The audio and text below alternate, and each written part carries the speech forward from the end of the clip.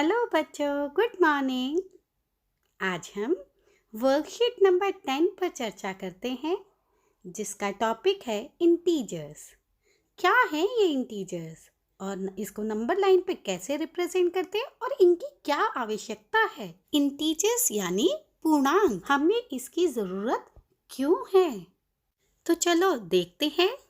आज हम बेटा इंटीजर्स के बारे में पढ़ेंगे। पूर्णांक जिसे कहते हैं, इंट्रोडक्शन, उसका हम इंट्रोडक्टरी पार्ट पढ़ेंगे। और सबसे पहले शुरुआत मैं आपसे ही पूछने की करूंगी, क्योंकि क्लास 6 में आपने कुछ नंबर्स के बारे में पढ़ा है, जैसे 1, 2, 3, 4, 5। ऐसे ये जो गिनती है ये चलती चली जाती है, तो ऐसे नंबर्स को क्या कहते हैं बताओ? Natural numbers. Natural numbers, very good. इन्हें कहते हैं नेचुरल नंबर्स, और इन्हें हिंदी में कहते हैं प्राकृतिक संख्याएं।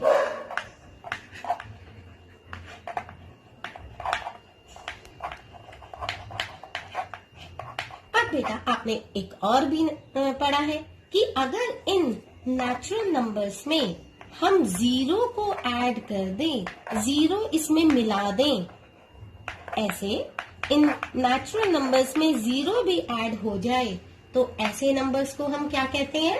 Whole numbers. Whole numbers, very good. Class तो बहुत अच्छी है। पूर्ण संख्याएं।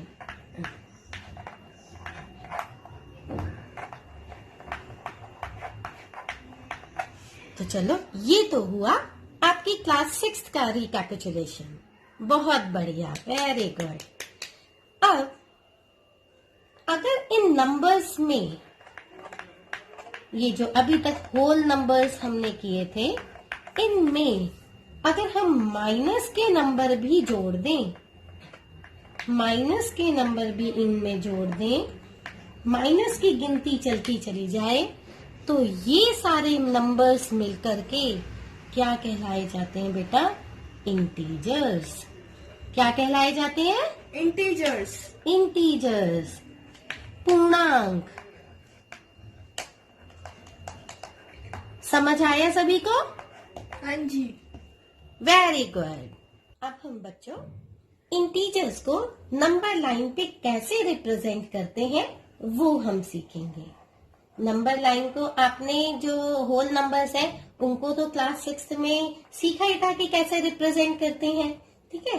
तो देखो, जैसे होल नंबर्स को तो हमने करा 0, 1, 2, 3। आपको पता है ना, इन नंबर्स के बीच में इक्वल डिस्टेंस होता है, 4। अब आप मुझे बताओ, अगर मुझे 5 लिखना है तो क्या मैं 5 लिख सकती हूँ? हाँ जी। कैसे? ये एरो लगा है, एरो का मतलब है कि लाइन आगे तक एक्सटेंड हो सकती है। Very good. एरो का मतलब होता है कि लाइन जो है वो आगे एक्सटेंड हो सकती है। तो मैं यहाँ पे 5 लिखना चाहूँ या 5 से आगे के नंबर्स लिखना चाहूँ तो इसको आगे बढ़ा सकती हूँ। अब बेटे मुझे ये बताओ, अब क्योंकि मुझे तो इंटीजर्स देने, इंटीजर्स क्या होते हैं? प्लस की गिनती, माइनस की गिनती और साथ में जीरो। अब मेरी यहाँ पे प्लस की गिनती तो आ गई, जीरो भी आ गया, माइनस की गिनती तो रह गई। क्या आप मुझे माइनस के नंबर यहाँ पे लिख के दिखाओगे? क्योंकि माइनस के नंबर क्या है? इन्हीं की ही ऑपोजिट। 1 का ऑपोजिट -1, 2 का ऑपोजिट -2। तो आप मुझे अब इस नंबर लाइन पे लिख के दिखाओ।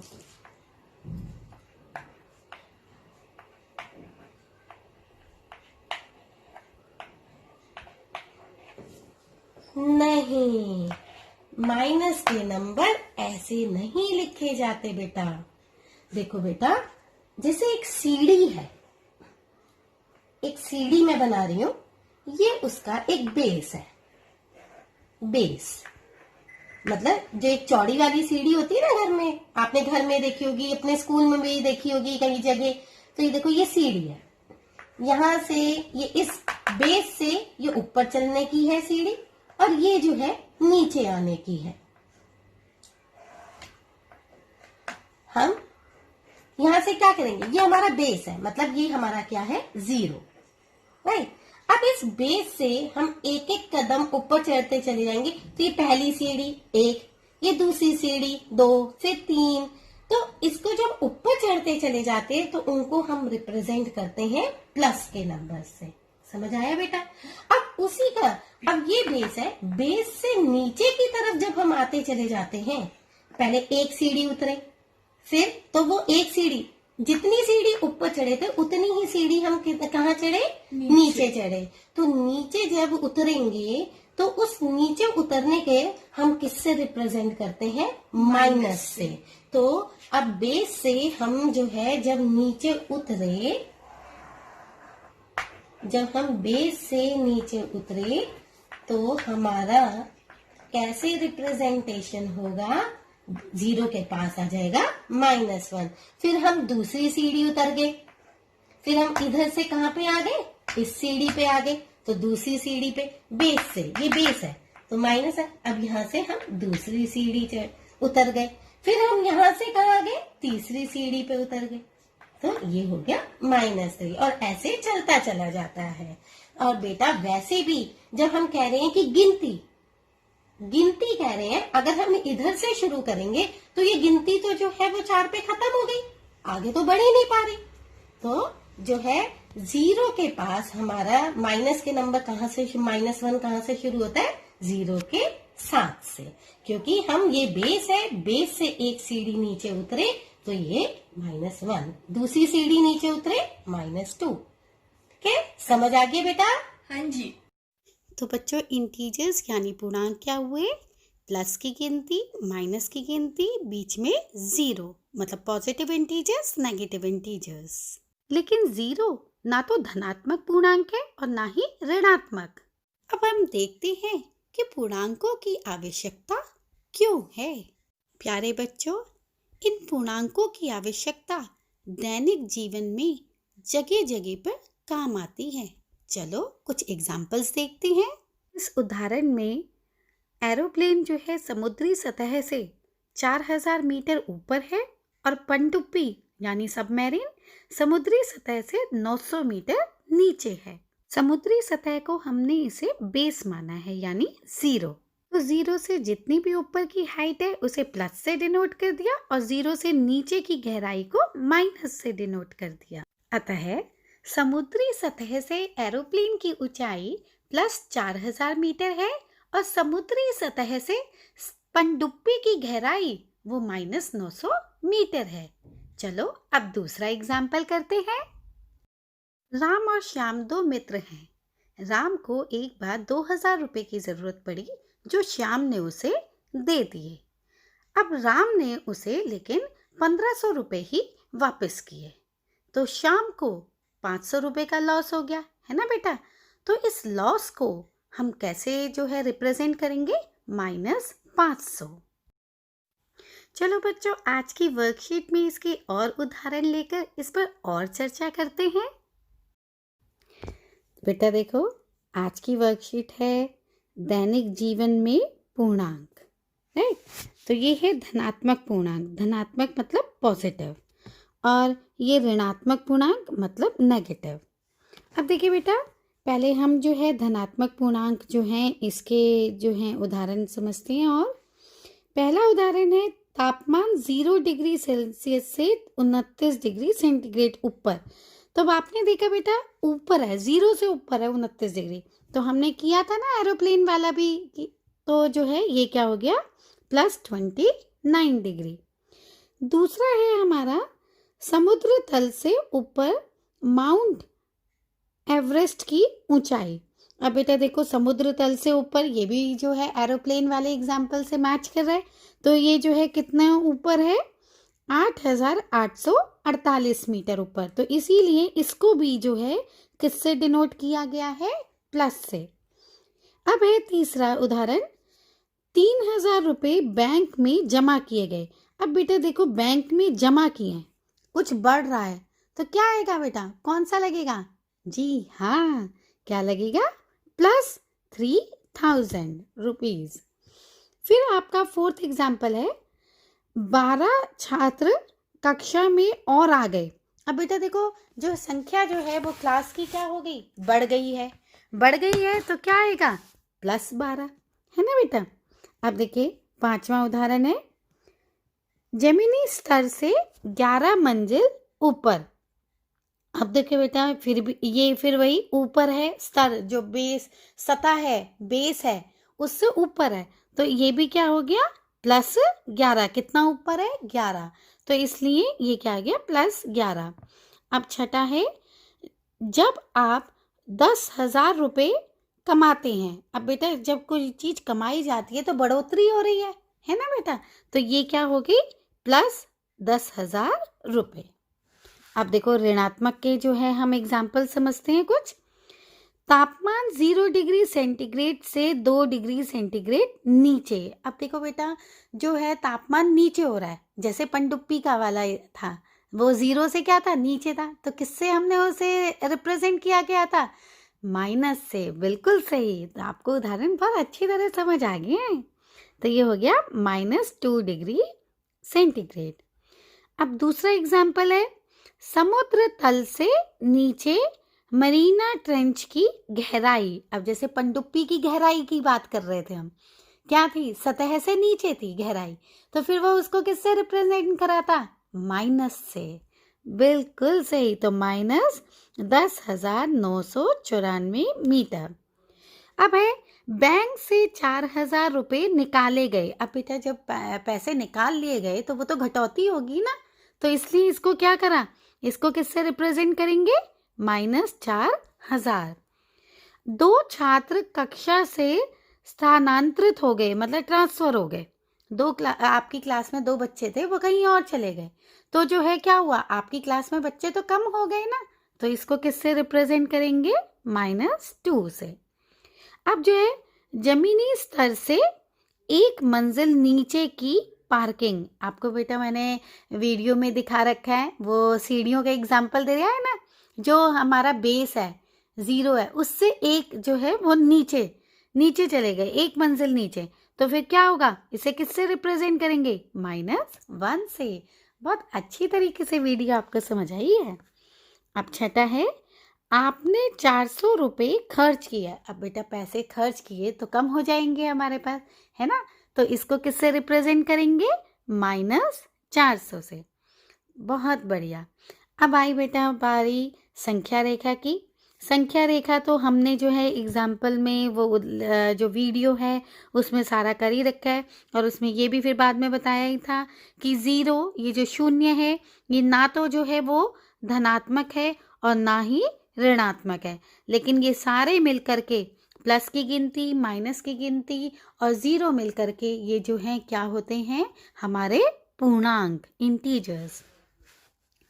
अब देखिए बेटा अब है, संख्या रेखा पर 0 के दाईं ओर जाने पर दर्शाए गए अंकों का मान बिंदु 0 से दूरी बढ़ जाने पर बढ़ जाता है। बेटा देखो ये कह रहा है, ये नंबर लाइन है, संख्या रेखा है, तो 0 के दाईं ओर, मतलब दाईं ओर हो गया इधर राइट की तरफ जाते हुए, तो जब जैसे जैसे नंबर बढ़ते चले जाएंगे तो 0 से इसकी दूरी जो है वो बढ़ जाएगी, राइट।